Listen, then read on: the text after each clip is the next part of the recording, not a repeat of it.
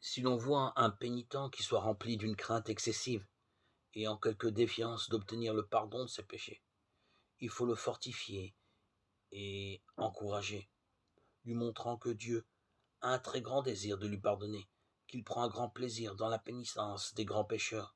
que plus notre misère est grande, plus la miséricorde de Dieu est glorifiée en nous.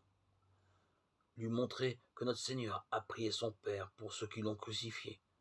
pour nous apprendre que quand nous l'aurions crucifié de nos propres mains, il nous pardonnerait très librement. Si nous lui demandions pardon, qu'il fait tant d'estime de la pénitence que la moindre pénitence du monde, pourvu qu'elle soit vraie, lui fait oublier toutes sortes de péchés, de façon que si les damnés et les diables, même là, pouvaient avoir tous leurs péchés, leur seraient remis. Que le plus grand tort qu'on peut faire à la bonté de Dieu et à la mort et passion de Jésus-Christ, c'est de n'avoir pas confiance d'obtenir le pardon de nos fautes, et qu'enfin, par article de foi, nous sommes obligés de croire la rémission des péchés, afin que nous ne doutions point de la recevoir lorsque nous avons recours à notre Seigneur,